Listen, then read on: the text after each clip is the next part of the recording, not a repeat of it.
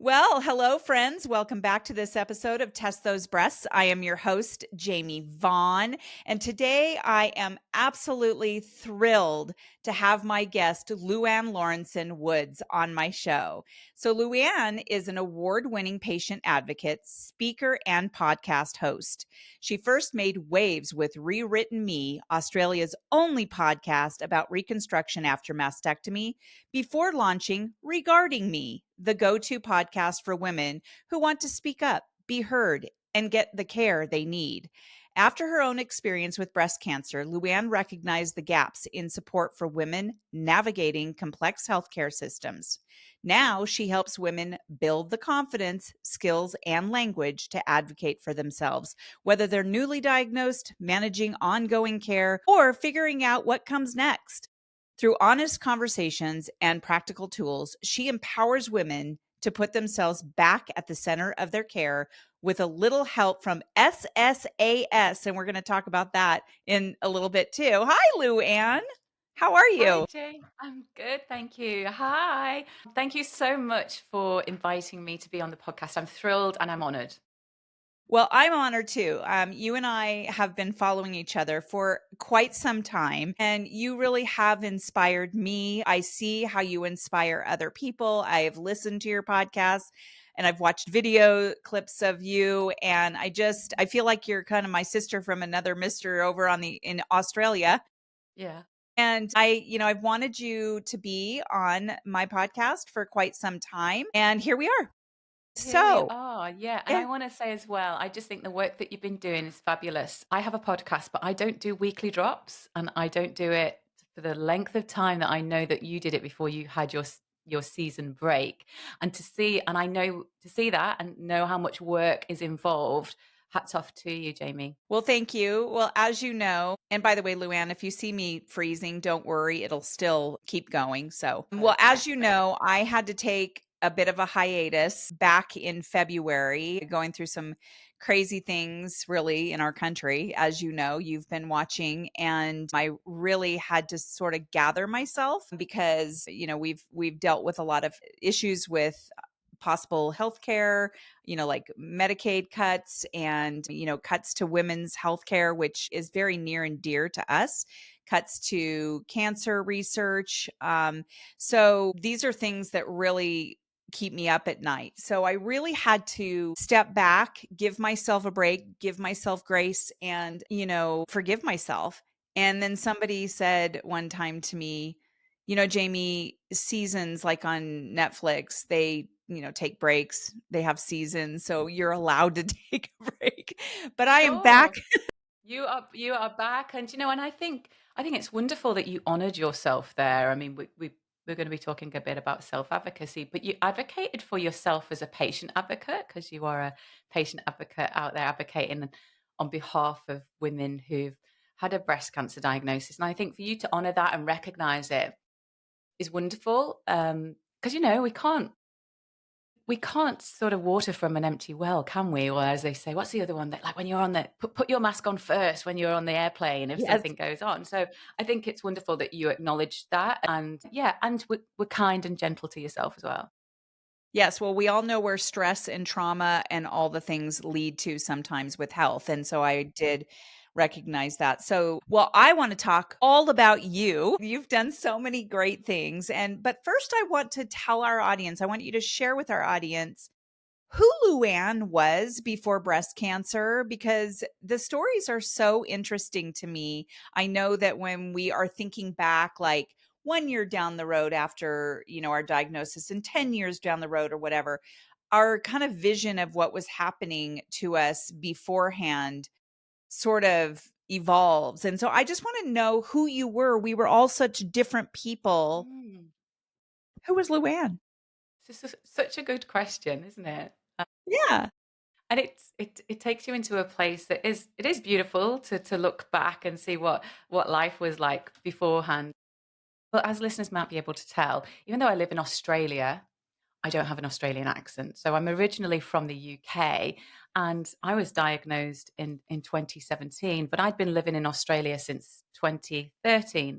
And I'd moved here with my husband, Vinny, to study at the University of Sydney. I studied cultural studies, gender and cultural studies. And once I'd completed that, I went back to community engagement work and marketing engagement, which I'd done previously in the UK.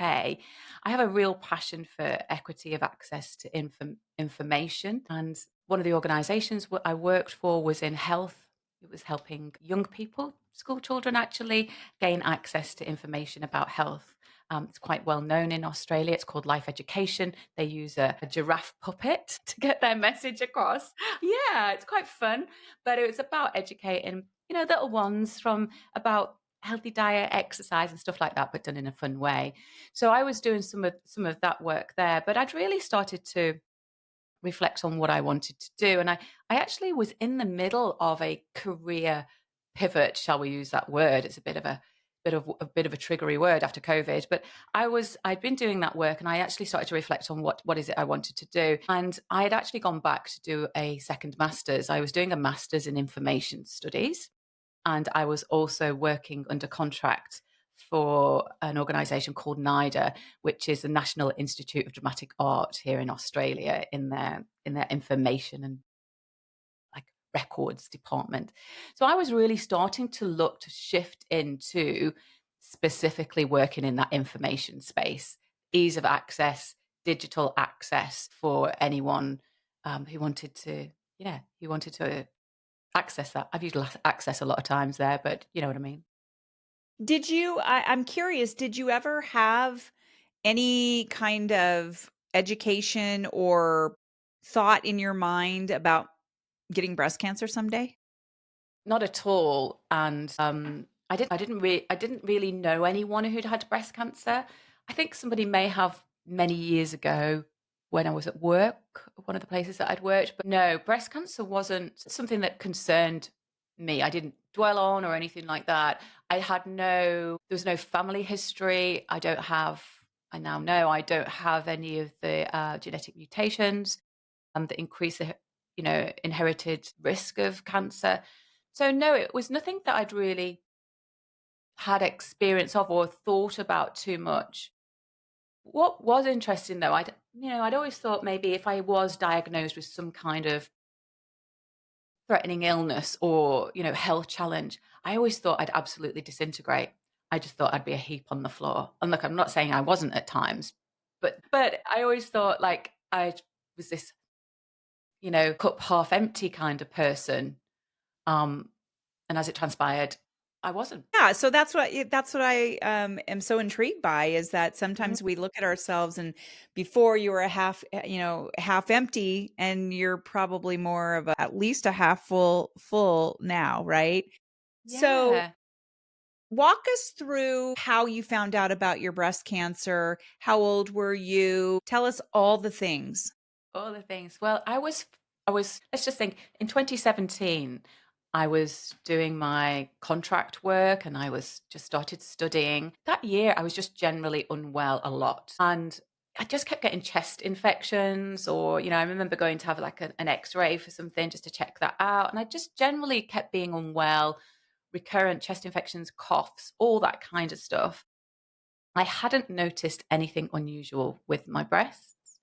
And I just kept being unwell, and I was having to take time off work, and I was under contract as well. So that's like a temporary, it was a temporary contract kind of thing. So I didn't get paid, if I wasn't working.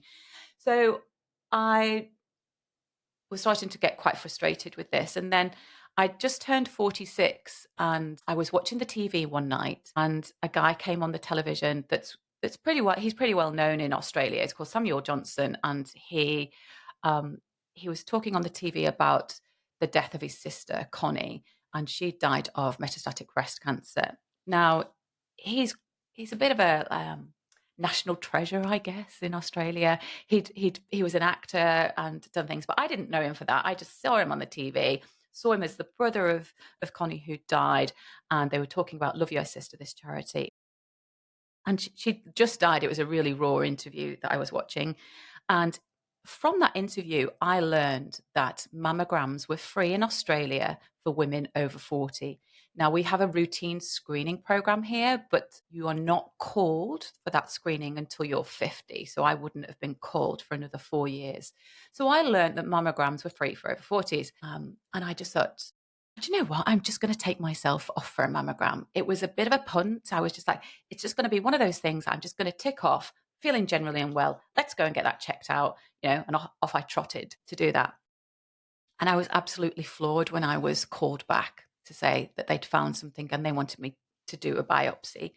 I was in shock. And I mean, we're all in shock, but there was no inkling, there was nothing and I was called back for a biopsy, core biopsy. And there was actually numerous areas of concern in my breast. So I actually had quite a few biopsies. Um, yes. That's so One, painful. it is. And one of them hit my chest wall. It was a bit like, if you ever see Pulp Fiction when Uma Thurman kind of comes out of, Yes. yeah, it was like that. Yes. I remember that scene. Yeah.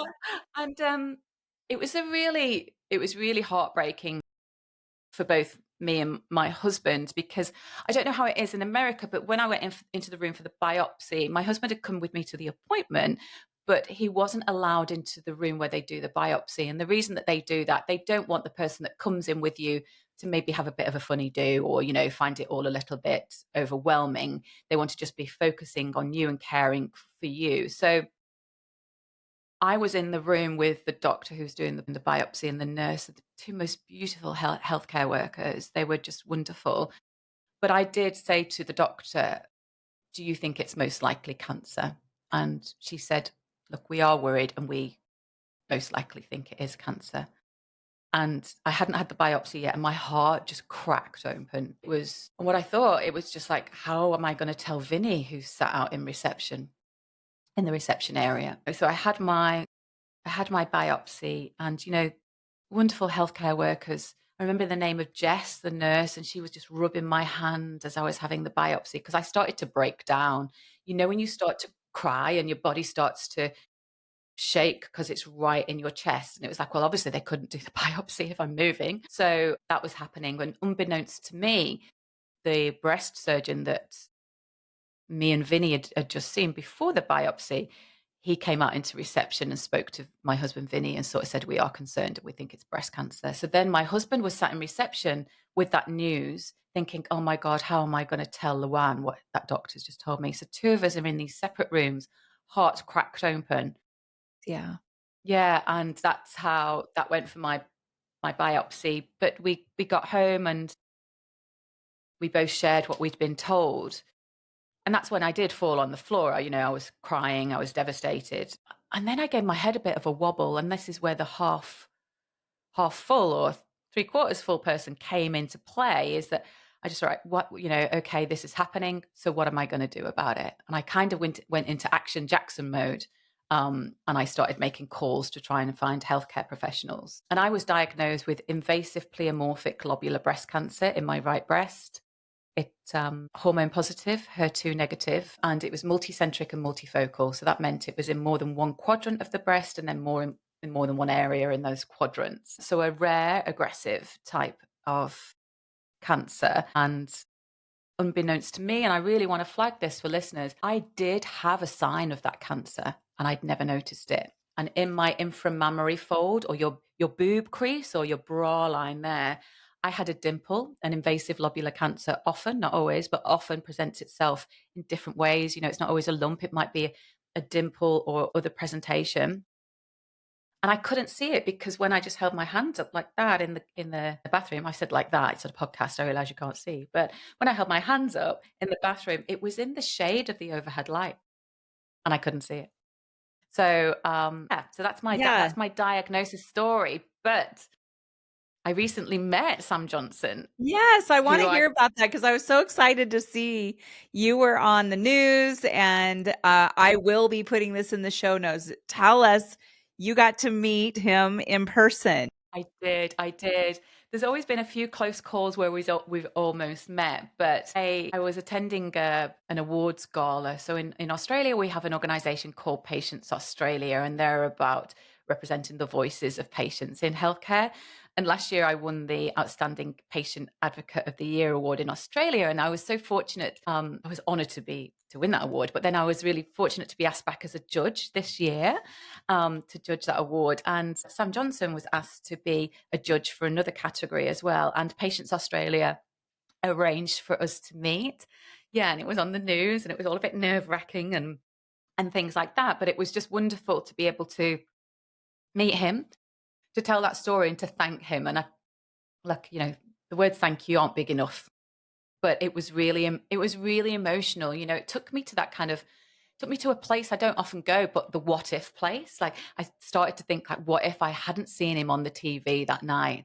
He was his sister had just died, and he was on the TV bearing his heart, sharing his story. And because of him doing that, and this is one of the powers of us sharing our stories, because he did that, I learned that mammograms were free. And I was diagnosed with breast cancer. If I'd have waited another 4 years for that routine screening, my diagnosis, most likely, we can't say with 100% certainty, but pretty much would have been stage 4 metastatic breast cancer. It's really interesting because now that you're in the space, you're an advocate, and my guess is that you have done the same type of thing for other people. So I'm hoping that I have been able to do You that. will have, yeah, I, yeah. I I have had people reach out to me to tell me it's because of me that they went to go get a mammogram. Mm, That's what it takes, the storytelling, and that mm, must have made him feel yeah. so good that he was able to inspire you to do that. I'm so glad you got to meet him. I am, and you're right. It is those stories. Those stories make meaning out of either the healthcare advice that we're giving, where we should do something, or should get something checked, or you know, that doesn't mean anything until we understand the why for we need to do it, and what can happen if we don't. And yeah, he was really pleased as well for his sister. He said he'd shared that his sister hadn't followed up some things that she thought were unusual for her body, and then she had a stage 4 diagnosis. So it's really important to him, that awareness. And look, it's awareness of all cancers. Love Your Sister um, have a mission to vanquish all cancers, and it's about being aware, your boobs, your breasts, but all parts of your body as well. If there's anything unusual, you need to get it checked out, and you don't need to think about it that you're going to the doctors to find something. You're just going to the doctors for a checkout and for confirmation that you're all okay. Don't be worrying about it. Well, it's interesting that you said that you had a dimple because I think you probably know that I'm a lemonista, through Know Your Lemons. Do you Mm, know? Yeah. I Um, do, yeah. and I never really knew the visual parts of breast cancer, the 12 signs. I didn't know that there were that many signs. Most people, or a lot of people, think that it all is in this just feeling a lump or something like that, but there's so much more to it. And had you actually seen the visual of the Know Your Lemons with the 12 signs, you may have thought, if you did see the dimple, if you could see the dimple, Yeah, yeah. you might have gone in as well. Yeah. Yeah, Interesting. yeah. I think Know Your Lemons. I think the image and the graphic that they use with the lemons in the egg carton is really powerful. I Yes. think, to do Yes. that. Yeah, I mean, I did understand that breast cancer wasn't always a lump, but I just couldn't see it, and I couldn't feel it. But yeah, I was just really fortunate. I think everything happened at the right time for me, because I also have dense breast tissue, and invasive lobular can be tricky to see anyway, just because of the way it grows in that kind of spider web-like kind of way. It could be just a single cell wide, so it can be difficult to see. So to see it in a dense breast tissue, I think, I was really lucky. And actually, my breast surgeon said to me, she went, "Oh my gosh, like the image, sorry, can you cut that out? I just said something. Yeah. My breast surgeon said to me, you are lucky that they've seen this in this imaging." So I think it Yeah. happened all at the right time for me. But yeah, You, I think Know Your Lemons, how they depict that is fabulous. Yeah. well, and I am really on a mission to try to get other lemonistas around the world. As you probably have seen, I went to Peru recently. Mm. with 7 other breast cancer survivors. We did this great backpacking and it was wonderful. And our guide, her name is Elizabeth, but we called her Mama Sherpa. And she took us to her village and we just really got to know her. I believe she said that there is one person in her village per month that dies of cancer. And she really wants to be able to, bring that education about, especially breast cancer, to her family, her whole family. And I'm kind of trying to nudge her to become a lemonista. So hopefully, Yeah. well, okay. So you were 46, you said? Yeah, I just And turned 40. and how long ago was that? So that was 2017. So, 17, you already said yeah. that. Yeah, Thank you. no, it's all good. At the end of 2017, and oh gosh, I often get these dates confused, right? I think COVID has messed with all our timelines. For sure. Yeah, so I was diagnosed at the end of 2017, and when I mentioned how I think it happened at the right time, I do believe I was really fortunate to be in Australia with my diagnosis as well. Where I lived down the road from a really great hospital and cancer center. Because Australia is a huge country. You've got a huge country, but ours is not as populated as yours. So access to services can be tricky in regional, remote, and rural areas. So I was really fortunate that I lived kind of down the road from a great cancer hospital, and there's great cancer care in Australia. And we have public and private healthcare systems here, so we have a two system. And I started with chemotherapy before Christmas. I got chemotherapy, so neoadjuvant rather chemotherapy, and then in 2018. In May, I had a skin sparing mastectomy. So I had a mastectomy and a tissue expander was put in. I then had radiotherapy for 5 or 6 weeks, and that was all through 2018. And then you had the DIEP flap, is that right? Yeah, You guys pronounce, I call it deep deep. flap. You You call it do. DIEP. Yeah, Is that, yeah, yeah. yeah. So I had, because I'd had radiotherapy, my plastic surgeon's preference was to wait some time to have the DIEP or the deep flap surgery. He, and everyone's different, protocols change all the time, but this was the preference at the time for that surgeon. And he preferred to wait 6 months. Now, 6 months would have taken me into the summer in Australia, which can get very hot, with Mhm. I was going to say what degrees it would be, but we use different money, don't we, when it comes to temperatures? So, but it gets very hot here, and I was like, I don't want to be in the binder and all that kind of thing during the summer. So I had it in 2019, April, May 2019, and I had a single. I made the decision to have a single reconstruction. I'd had my genetic testing by then, and there was nothing that was found there, and I decided to go ahead with a single. So yeah, I had that in 2019. Then through obviously then COVID came kind of at the end of 2019, 2020, and at the end of 2020, I had what is known as phase two revision. Mhm. Tweaking, as we call it. I had my nipple reconstructed, and I had, the dog ears tidied up on my abdominal scar. But I also had that combined with a hysterectomy and oophorectomy, ovary removal, to reduce my risk of cancer. That's what I did. Did you? Did Yes, you I do did. that in the first phase or the second phase? Well, I did it in my second phase. I had a partial back in 2012 Mm. because they had to take my uterus out because it had a hematoma on it and they couldn't get to it. So they're like, oh, we just need to take the thing out. I'm like, okay. I wasn't having kids or anything like that. So, but yeah, and then I ended up having an oophorectomy. It was the second phase. Yeah. Yeah, yeah.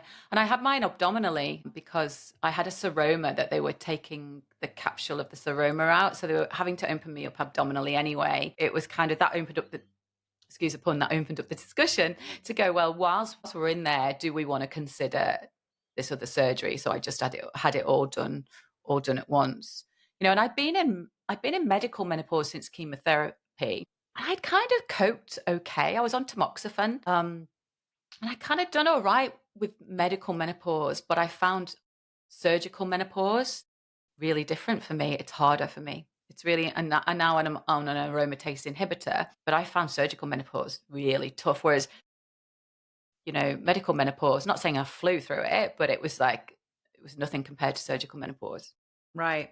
One of the things that sometimes I bring up with guests is our husbands, because our husbands are such a huge part of this, or, if you're married or not married, your partner, is such a huge part of this. For me, well, when you stand up there and you're getting married, you are saying that I'll be with you through sickness and in health. And the other day, I just interviewed a gal who had just been married for like a year. And it's like, you get this cancer, and you're like, yeah, oh, okay, wait. So we were really serious about that, right? Like in sickness and health thing. Yeah. In comparison, I had been married for 17 years. And we know that, relationships, marriages, you're growing every step of the way, your entire Mm. marriage, and things change throughout the years. How did you guys do? Was your husband a good caretaker? He was amazing, yeah. And there was, I'm just trying to think how long we'd been married at that point. I think we'd been married at 16 years when I got diagnosed. I really felt for Vinny, numerous reasons. And, I said I kind of went into Action Jackson mode. I felt like that was the only thing I could control, was certain things around my treatment, like seeing a nutritionist, doing this, doing that, spreadsheets galore. I went spreadsheet-tastic. And that was me and my control. Whereas Vinny didn't have too much that he could take control of. But also he was in a new job. He just started in a new job, and it was a 6 month probation period, and he was in that 6 months. And that, because had to give up work because I was under contract, I didn't get any sick pay or anything like that. I'd had to finish work. Everything came down to him. And he was in this 6 months probation and had that to deal with, whilst trying to go, okay, I'm going to come in with you for chemo. And he'd bring his laptop in and he'd work. He didn't have to, but that's how it just worked out. Luckily, I was fine during chemo. So he had a lot of stress, I think, added to what was already a stressful time for him professionally. But it was really interesting. He was amazing mostly. And like I'd say, there were some instances, I think, where the shock really overwhelmed him. I can remember I walked back from chemotherapy because the hospital was so close to me. I just walked back, and I knew that exercise was meant to be good. So I walked back from chemo, my first chemo session. And he was just a little bit bamboozled and dazed by it all. Whereas I was just on a mission. I knew what I wanted to do. And I think there were some times where, yeah, that were a bit tricky. But the trickiest times were when I was on steroids and I hadn't been told that you could get roid rage from steroids. And I didn't know. So I was on steroids because of chemotherapy, because that was part of my protocol. We had the most awful row, but I didn't know that steroids could make you really ragey and Crazy. crazy, cray. Yeah, and I was like, so look, he'd done something that probably could have been done a little bit better, but I think my response to it was off the charts because of the roid rage. But yeah, he was wonderful, really, really, really wonderful. It brought us closer. I don't know about you. Have you found that really, really closer? You start to, for me anyway, I was starting to think of that existential threat of the cancer. I remember because we were coming up for Christmas. I was like, is this my last Christmas? Yeah.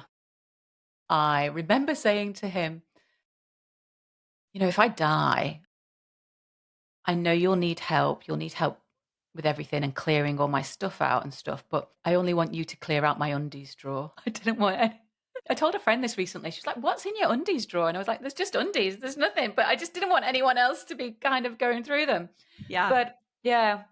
And I remember I wrote him a letter when I went in for one of my surgeries. And it was a letter, really, if I didn't wake up.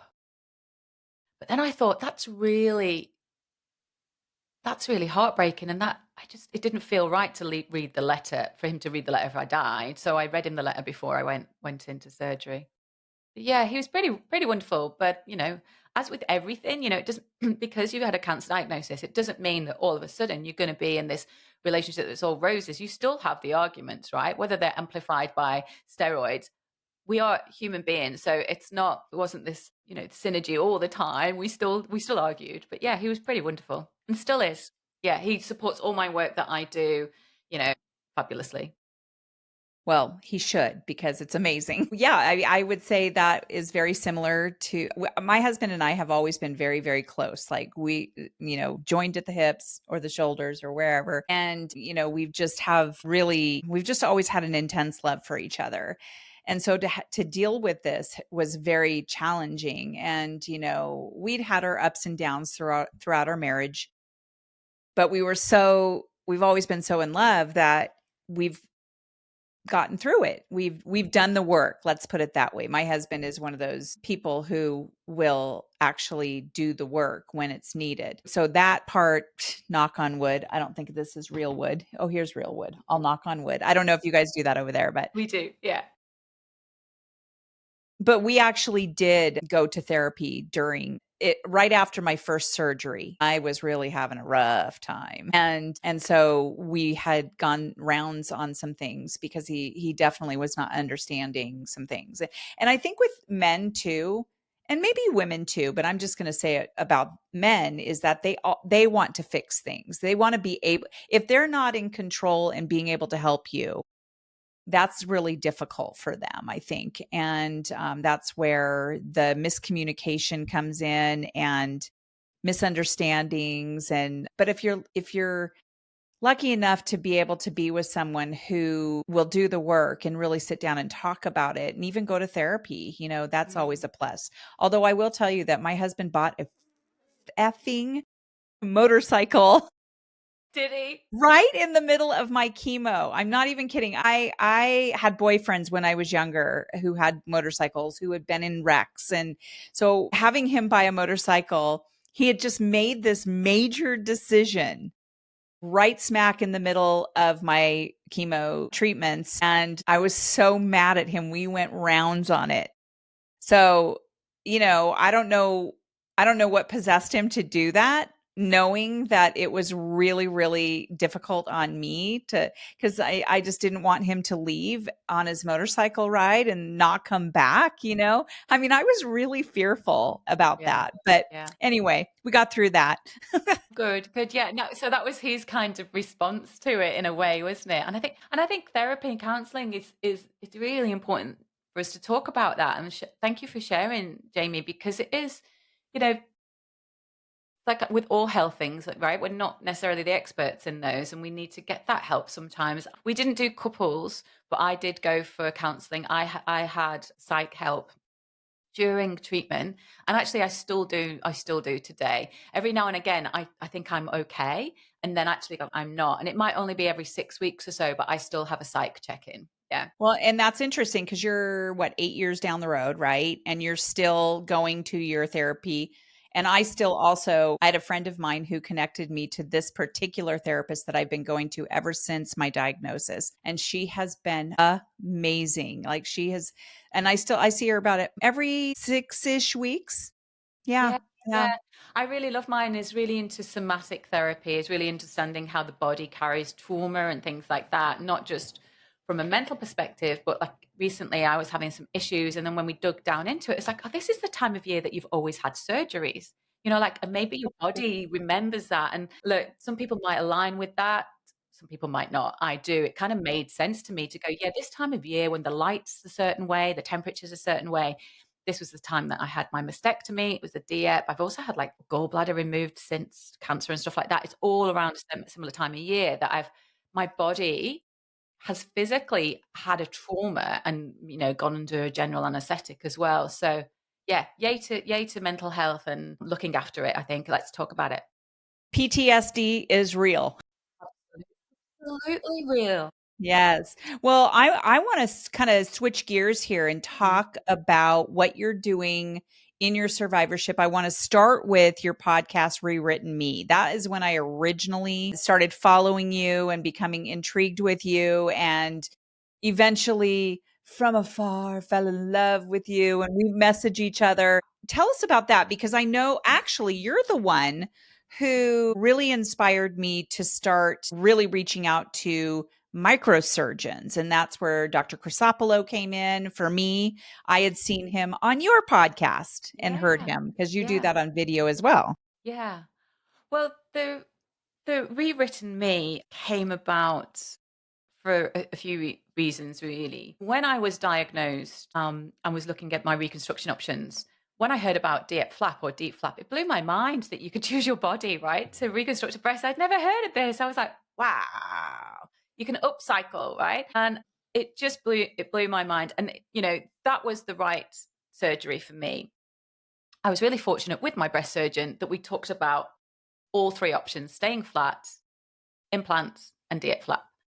So I had a really great conversation around that. But in Australia at the time, it was recognized there was a gap in information. There was barriers to access to information about all reconstruction options and also the surgeries as well. The information that some people weren't necessarily told all their options, or they weren't told necessarily what it would be like to actually physically live in, or what the risks or benefits were, or what the side effects were, or things like that about those surgeries.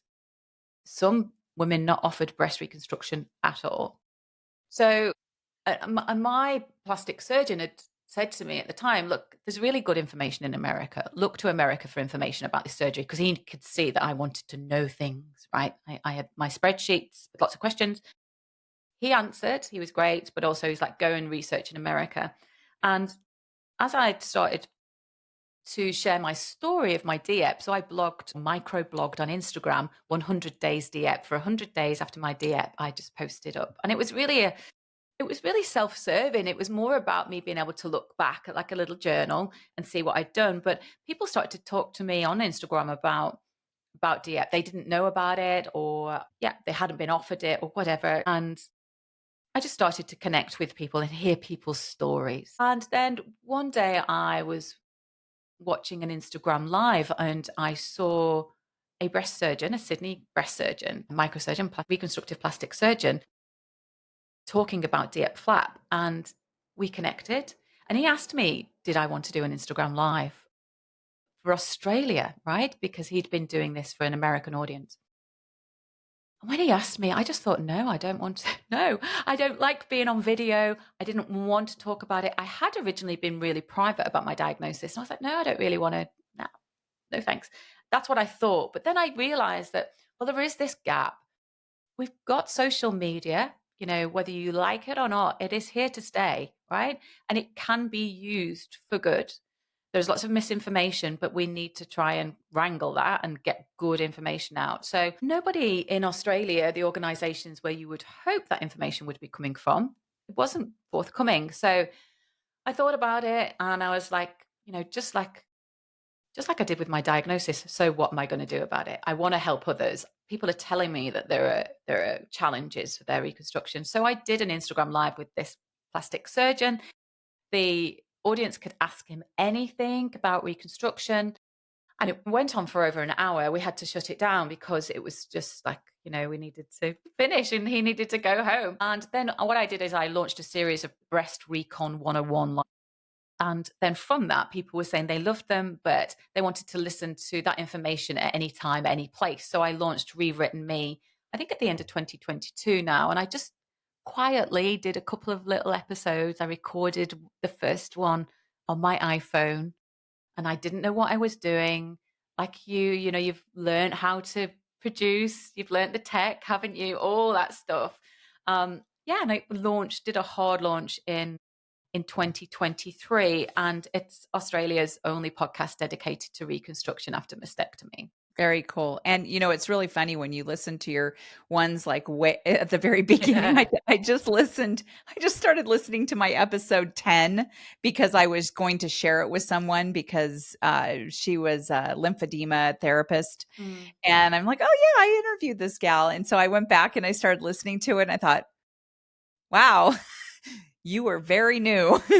I mean, I'm not a pro by any means, It's but it's just, learning, isn't it? it's just so Yeah. funny. Yeah. I mean, that first Instagram live that I did with Dr. Joe Dusseldorp, who's Sydney based reconstructive plastic surgeon, I prepared for it so much, like for days, and the same with the podcasts. It's because I do have challenges from my surgery, but also from being in surgical menopause. Like I have cognitive challenges. I can struggle with words. I have to manage my fatigue, all that kind of thing. So I function, I work, I can do all those things, but I have to be mindful of it. And yeah, I would prepare so much, really overwhelming. And you've got these guests and they're amazing. They're giving their time. And whether that's a healthcare professional or, for me, it's more important when it's like somebody with lived experience. I want them to feel safe. I want them to be comfortable with what's happening. So yeah, it was a learning. Luann, I'm really glad that you said that about being mindful about being able to, you know, say things, have a conversation, and those cognitive issues, because I have noticed that when I was in the classroom and all the years prior to that, I was I would consider myself a pretty articulate person. And since my diagnosis and going through chemo and going through 3 major surgeries, because I had a thymoma tumor removed as well. They found a tumor sitting up against Gosh. my heart. Like, Yeah. I wouldn't have known about that, by the way, had it not been for breast cancer. So but I had 3 major surgeries and the chemo. And then, of course, the medication that I had to have for the rest of the year, the Herceptin and Perjeta. And I went to the doctor recently, and I didn't even tell my husband this because I have been concerned about me. That lately, I would say in the last 6 months, maybe not that long, I have really noticed this difference in my cognitive abilities. I'm smart in my head. I know what I'm talking about. I know all of the things inside my head. But when it comes to speaking it, I lose words, simple words. I see things a little bit differently, or I think things a little bit differently. And it takes me a minute sometimes. And so it really has been concerning me. I thought, Jesus, am I getting dementia? Like, is this, is that?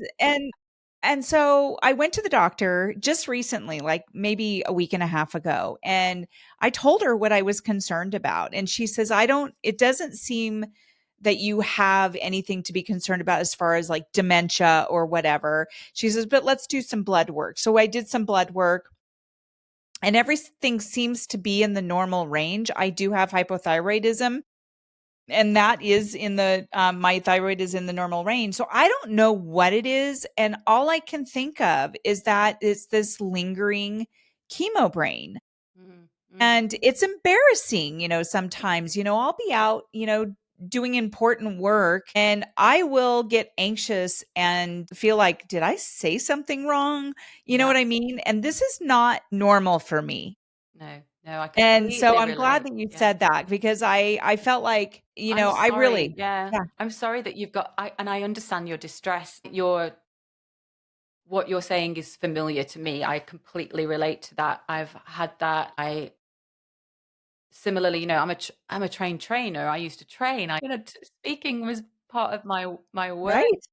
and and people will say now, yeah, but you do the podcast and it's great in the lives. And I'm like, yeah, but the work that goes behind that to make sure that I'm good as well as my guests being good, there is a lot of work. But I think we really need to be talking about these late or long term effects of cancer treatment. There's this wonderful word, I think, like I might get it wrong now as we're talking about words, but sequela. It means these long term effects.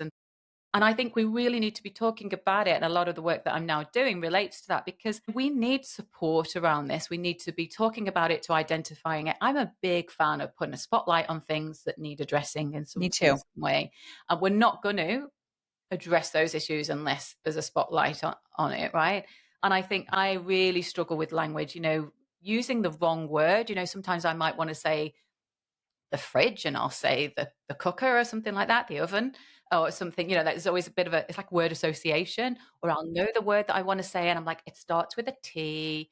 And I almost get into like kind of that kind of play, like I'm going to do an interpretive dance to show you the word, like kind of Or the you go through the alphabet. alphabet. And you're like, I just know it. And yeah, it has been a struggle for me. The anxiety as well. I've really started to look at tracking this for me. I've got a tracker that I'm going to use to start to track these symptoms. I think for me, it is the fact that I'm in menopause, and possibly some of the drugs that I've had. But I think also, yeah, it's hard, right, trying to work out, is it that or is it the chemo brain or the brain fog? I find brain fog really interesting to talk about because when I was going through treatment and I was looking at it and I'd never heard of brain fog as part of like cancer treatment. We hear about hair loss, nausea, weight loss, or maybe weight gain or, fatigue. Brain fog, I'd never heard of it being associated with cancer treatment. And I find it fascinating that from what I've read, and please do fact check me as well, but from what I read, I understand that initially the cognitive impairment from cancer or cancer treatment, initially when patients were reporting it, there was a view, well, this can't be happening because the drugs don't pass the blood-brain barrier or whatever. And this is not a side effect that we'd expect with patients, and it wasn't necessarily taken seriously, but it is now. And it was the fact that patients were speaking up, as I understand it, that it was looked into. And from some of the reading that I've done around it as well, there's a belief that it's not necessarily just associated with chemotherapy. It's thought that it might happen as soon as you get the cancer diagnosis, and it might be part of that overwhelm of the diagnosis. So that then makes sense if you're thinking about PTSD or the ongoing kind of mental or emotional trauma, that it would still be resonating now, right? You a little while back, you had said that when you were home and you were talking to your husband, Vinny, about your diagnosis and you fell to the floor and were crying. And that happened to me as well. And I think that trauma, I think you're right. I think it does go back to that because I do get a little PTSD, not only around the diagnosis time, but also, I get PTSD around the time when my mom died. I get PTSD when I had surgery, all of the surgeries. And so I do think that there is something to it because I refuse to think that I'm just all of a sudden not articulate. And because I used to speak all the time in front of teachers. I used to speak, do presentations, and it just seems different to me now. In fact, I don't know if you feel this way. I get very, very severe anxiety at Yeah. times. Yeah. It just sort of hits me all of a sudden, and I cannot function around people.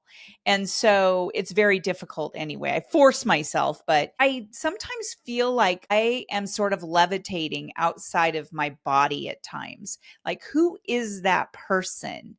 And who is the person I am now? It's very strange. And Mm. everybody around us expects you to just be normal now, right? Yeah. So, you've gone through the cancer, you went through the surgeries, you went through all this stuff. Get your shit together, lady. I mean, come on. You should be back to your normal self. And it just doesn't work that way, It I have doesn't. found. Yeah, it doesn't. And I think, going back to your first question about what was I doing before my cancer diagnosis, even without a diagnosis, for you or anyone who's listening who hasn't had a diagnosis, you are not the same as what you were that 5, 10 years ago.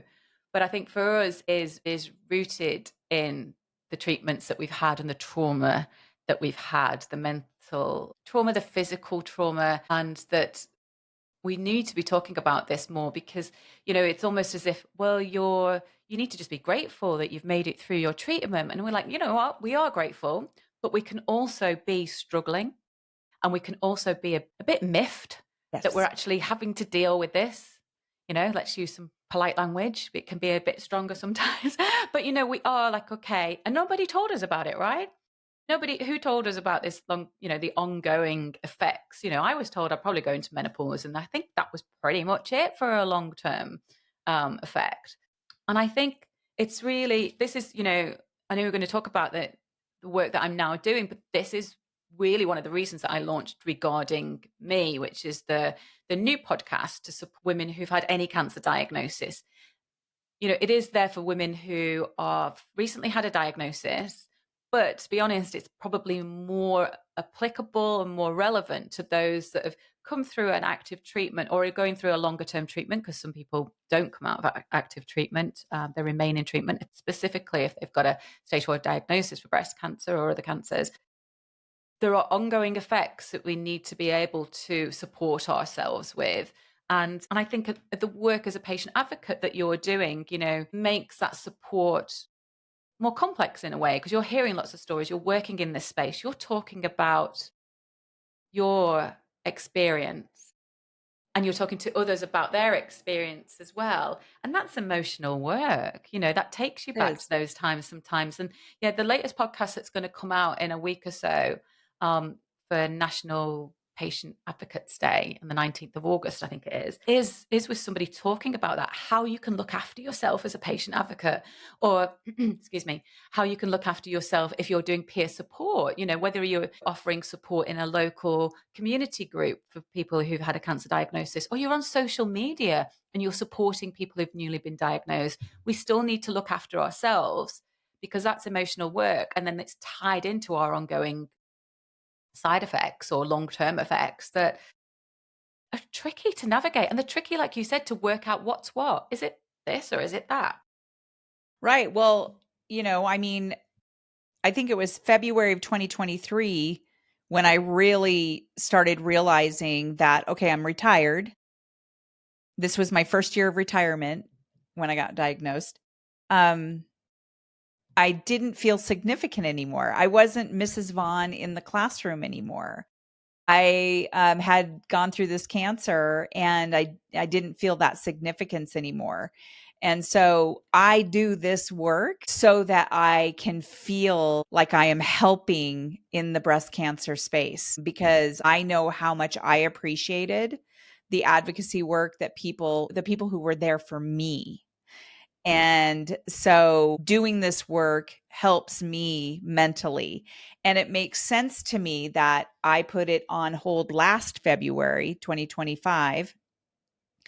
And I have really struggled since then mentally because of that, because I wasn't doing that on a constant Yeah. basis. And so it makes sense that I have gone through, and plus, of course, all the things that are happening in our country right now, that is very understandable, that depression, anxiety, and that's going to affect your brain, right? Yeah, yeah, and I think that I was chatting to somebody the other day, and I was saying, the podcasts and the lives, that I do, they are for our community, but they have also acted as a form of therapy for Yes. me because it's speech based. And yeah, I think it is so good that you recognize that for yourself, and that you are giving back, or I call it sharing forward. I feel like it's like, Yeah. we're sharing it forward. And similarly to you, my treatment path, my pathway, and my experience was made easier because of others that had done that, who so justly, generously shared. But it completely makes sense what's happening in your country, particularly around healthcare, because, I think that as people who've been through a health challenge, particularly when it's been an existential one, or a life threatening one, is that our response to when we see those systems, those services being dismantled, has more fire behind it, I think. And that's not saying that you can't have that fire if you haven't had a diagnosis, but what I'm saying is there's more of an urgency. It's more Yes. personal. It's deeply personal to us, because we know what it's like to not have access to one part of that service. It makes sense that it would have triggered and lit you up in that way. Well, yes, and also when you have had cancer, there's always this risk of getting it again. Yeah. And so it's like I think to myself, my God, what am I going to do if my insurance is pulled? Yeah. I mean, and I get cancer again. Yeah. I mean, there's no way that I'd be able to pay for anything, because it's so gosh darn expensive. Anyway, it just yeah, it's a terrible situation over here. So regarding me, when did you launch that? So I launched Regarding Me at the beginning of 2025. Regarding Me, and now I question whether I should have called it regarding me, has rewritten me and regarding me. I always fear that I'm going to call them the wrong things. But yeah, regarding me, I launched at the beginning of 2025. And that really came around from the stories that I heard from women who were podcast guests, but also in our community about advocating for themselves. So women would share with me that they needed to advocate for themselves, but it was always kind of positioned in a way that I had to advocate for myself because I disagreed with my surgeon, or I disagreed with my healthcare professional, or they weren't doing what I wanted, or I had some care that wasn't optimal and something didn't go to plan. And one of my guests, she called it balls to the wall self advocacy, which I think is an amazing term. She's an Aussie. Love it. Yeah, we can tell it's quite an Aussie thing, I think. And it really started me thinking about the work that I was doing and what women were saying. And really, it was like actually self advocacy sits below all my experience. I I advocated for myself in the very first appointment that I had with the breast surgeon when they said something to me that really shouldn't have been said to me. And my husband was in that appointment. He was really surprised. He was like, I don't know where you got that from. I respectfully challenged them over something. And then when I thought about my experience and what the stories that I'd heard and all the work that I was doing, what was always sitting under there was that I was supporting people to make informed decisions about their health, to encourage them to ask questions. You know, the Instagram live Q&As with a healthcare professional, whilst it was imparting information, it also showed that you could have a dialogue with this Yeah. surgeon, you know, that Yes. you can do that. You can be part of your shared informed decision making. You know, and actually in Australia, I'm sure you've got something similar in the States. We have something called informed consent for surgery. And part of that is that you need to have had the opportunity to ask questions. You need to know what the risks are and what the benefits are of a surgery. You need to be able to say, actually, decline, and that's not what I want. You might be recommending it, but that's not what I want. For that to happen, you have to have a dialogue. You need to understand everything. So when I looked back, I was like, actually, self advocacy underpins everything that I've done. And we tell patients, you need to advocate for yourself, right? But nobody's shown anyone else how to do it. Regarding me is about giving women who've had a cancer diagnosis, any cancer, the skills, or offering them the skills, should they wish to take them up, offering them the skills to give them the confidence to speak up for themselves in a healthcare setting, make informed decisions, and be able to effectively communicate with their healthcare team. So I call it self-health advocacy. And for me, that is to know you, know what's important to you, know your rights, know your wants, needs, your values, and your preferences, and to be able to effectively and respectfully communicate that to your team. Now, I'm not saying that's going to guarantee what you want for treatment, but it's about you being able to advocate for yourself to say, this is what I would like to get. And yeah, that's it. So it's, although we, you know, I talk to people who've had a cancer diagnosis. It's not specifically about understanding treatment types for cancer, because that's the challenge, you know, in our world now, the way that treatments are evolving. That if I did a podcast about the treatment for a type of breast cancer today, next year that might be a little bit out of date. So the podcast is about sharing the skills that you can use for yourself to find out what the latest treatment is for breast I love cancer, that. That's and to so be great. discerning. Yeah, yeah. Yeah, and it definitely is really important. Like I always tell my audience, hey, make sure that you check the date on this episode because things may have changed, Yeah. and things could be updated. And when in doubt, make sure that you talk to your healthcare providers. Yeah, and I and you are just one sort resource, right? And one source of information. And you know, I do research the guests that I have on, the healthcare professionals, the subject matter experts that I have on. And now on Regarding Me, I speak to life coaches or communication specialists, you know, to help with that, as well as healthcare professionals. But you know, and I research them. So, but still, you need to be discerning. Listeners need to be discerning about what we're saying. And I'm saying, you Absolutely. know, we're sharing our lived experience. But yeah, definitely checking the dates. You know, when I was diagnosed with invasive pleomorphic lobular breast cancer, I c- I couldn't find much information about it. There was some research stuff, but it was quite old. But also, it wasn't really accessible. I really didn't understand it. And I found a website that talked about that subtype.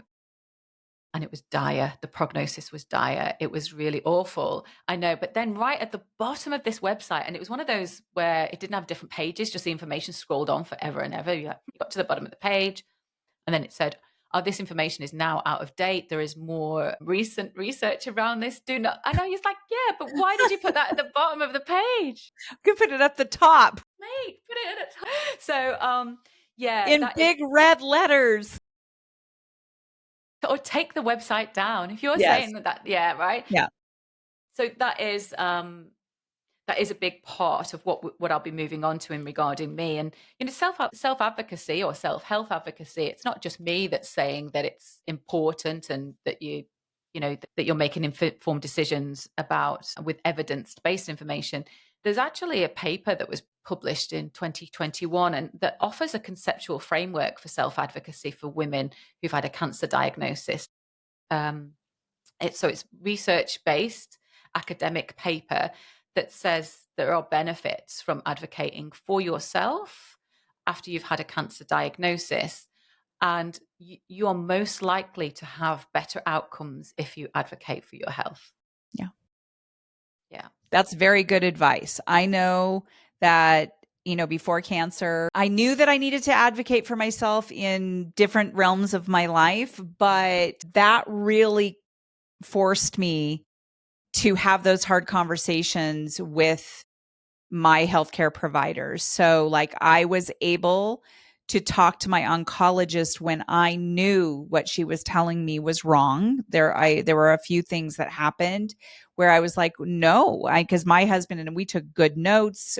I paid attention, and I had to call her on a couple of things, like really important things, Luann. And I was pretty surprised, and she was kind of, taken aback, I think, a few times when I would tell her things, but I had to do that because otherwise it could have gone in a different direction, including a very rare anemia that I had developed because of the thymoma tumor. Wow. I had developed this really rare anemia, and she thought it was a different kind of anemia than what it really was. And I had to get a couple of opinions outside of her. And so I just think it's so important, but it can be really scary It's to tell hard. your healthcare provider, Yeah. you're wrong. Yeah. Yeah, it's hard. Yeah, because there's a complete imbalance, right? There's a power imbalance, there's a knowledge imbalance. You might be, if you're being examined, you might be, or you're in hospital, you might not be fully clothed, or and you're Right. scared, Yes. right? You're scared about it, and it is really tricky to do that. And actually, what I found when I launched the podcast, I had a view of what the topics might be, what it's like, and you're planning and things. And actually what it's come down to really for the first couple of seasons is confidence building. It's confidence building and knowing that you have the right to be a proactive participant in your care and to respectfully and effectively ask those questions and to check in. And you have a right to a second opinion, and that doesn't need to be seen as being a confrontational or thing that's disagreeing with your healthcare professional. It might be that you're doing that to confirm what they're telling you and that you make sure you've got confidence in your choices. Right. And that was what Dr. Crisopolo talks about. He Yeah. encourages his patients to go out and get a second or third opinion so Mm. that when you do come back, you'll feel more confident in your decision on what you're doing. So I think that's great. Yeah. Just on a side note, just for Dr. C, I don't know whether you'll keep this in, but you can if you want. But when I interviewed him, it was really early in the morning in Australia because it fitted with his time. And I'd been practicing and practicing. And straight out the gate, I mispronounced both his first name and his second name. And I was mortified. No, actually, I think it's good to, I don't know. I don't care. I'll leave it in here. Keep it But in, yeah, because but I was like, and I knew because I knew I'd been on a podcast before with him as a guest. I knew how to say his name, but straight out the gate, I pronounced both his first and his second name wrong, and I was like, and I'd been up since 4:30 because I was worried about missing my alarm and stuff like that. But yeah, that's so funny. so we, Well, a similar story when I was talking to Dr. Cabling, my surgeon, I interviewed him. I was pronouncing it, it's autologous surgery, but I was Yeah. calling it autologous surgery.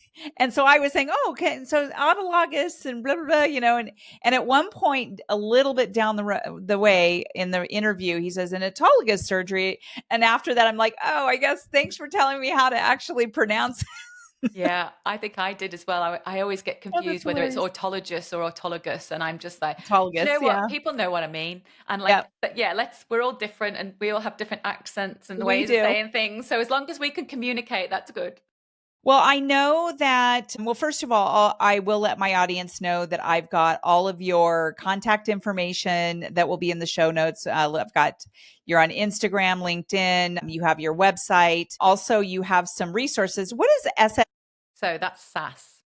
So SAS, yeah, they're the 6 self-advocacy steps that I've put Okay. together to help people get it, just start off advocating for themselves. And it's a free download on the website. And it's very simple steps to start off with. But what's going to happen from that? I'm going to develop more in-depth resources to help build out these. And what I'm just doing at the moment is getting feedback from people to know which resources they want. So yeah, 6 self-advocacy steps. And they are, just briefly, to breathe, believe in you, develop your IQA, which is something that I call informed question asking, which you'll find out more about on my site, and then cut the crap.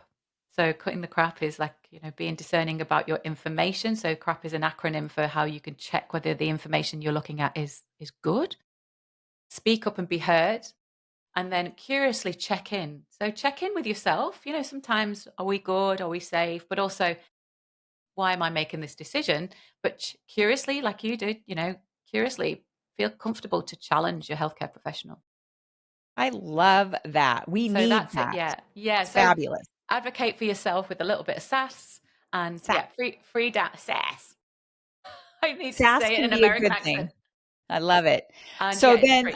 And then it looks like you're having some blogs and more stuff coming soon, like your resources. Okay. So I know that we've talked about this well, I want to go back to people who've never been diagnosed. My audience knows that one of my biggest audiences that I want them to gravitate towards this podcast because I want to try to help people who have never been diagnosed before. I didn't know a lot about breast cancer. I thought I knew a lot about breast cancer before breast cancer, but gosh, there's so much more Mm. that I did not know. And had I known before, I may have caught it earlier. And I always took care of myself. I always got mammograms and ultrasounds every single year. I knew I had dense breast tissue. I had had biopsies. So lots of different things. But I would like to know from you, what kind of piece of advice would you give someone who has never been diagnosed? Say that you better than anybody else and believe in that. You really do. And listen to your body if it is giving you any sign that something is not quite right and get it checked out. I do believe that whilst I hadn't noticed the dimple in my breast, that just being generally unwell for that year or so was my body kind of waving at me that something was going on. So get to know your body, talk about curiously check in with yourself, get to know what your boobs like, other parts of your body look like, what your skin looks like. If something new appears, something feels off, doesn't feel right, doesn't move right, it's all a little bit different, go and get it checked out. And I thought something that you said earlier was really good as well, is that be your own health historian. So you talked about making notes and good notes when you were diagnosed. And I talked about how the challenges that I'm currently having, I'm going to start tracking them, my cognitive challenges and my mood. Be your own health historian, because when you go to your doctor, they will ask, well, how long has this been happening? And this, that, and the other. So make a note of it. It might just be on your phone, it might be in a little notebook, but take note of that unusualness, things not quite being right. That's what the doctor will want to hear from you when you go in there.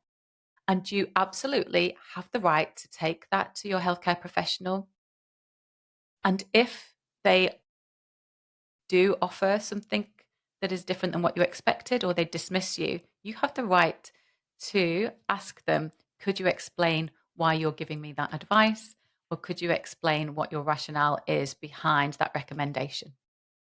I love So that. yeah, That's know so you. good. Yeah, you know you better than anybody else. Sometimes with all the noise in life, it can be difficult to tune into that, but you can do that. And actually, one of the podcasts I've done with a wonderful psych, Susie Redding, and we talk about how to calm yourself, to bring yourself into the presence. But I think if get to know you and then get anything unusual checked out, and please, do not live in the fear of that getting it checked out.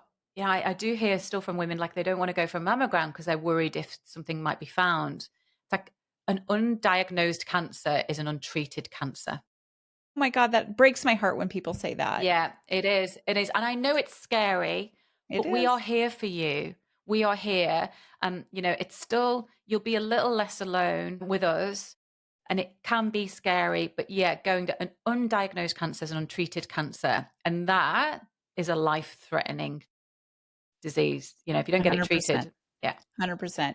The earlier, the better. early And I would detection. highly recommend people going to the Know Your Lemons website also because they have this awesome app, number one, but they have resources on how to do an actual breast exam, and it's not just feeling your boobs, it's all the way up into your lymph nodes, up in your neck and under Clavicle your under your armpit. armpit. Yeah. Right. And I never knew that. Never even Yeah. knew that. So they have a free app that makes it more fun, and like, oh, it's so cute. Hmm. And so you just go around and but that goes right along with get to know your body. So Yeah. thank you, Luann. This has My been lovely. amazing. Thank you. Thank you. I Finally. I always get a little bit nervous about these things, which just sound a bit odd, doesn't it? Because I do this I'm okay. I'm asking the questions, but as a guest, I get quite nervous. And I said to you, I get quite nervous, but I'm okay because it's with you. So thank you so much. Well, you're very comfortable to talk to, and I just think it's great, and you have such an important story to tell, and I appreciate all the things that you were able to share with us today. And I hope that my audience will go to, well, both Rewritten Me, and I actually have your Rewritten Me on my Buzz Sprout, so that when people actually go to Spotify or Apple, they'll see your podcast on there, and then it just says something like, I don't know, podcasts I recommend or Thank whatever. you. And it's been on there for a long time, but I would like to put regarding me on there as well. So Thank you. thank you, thank you, thank you. Thank you, And darling.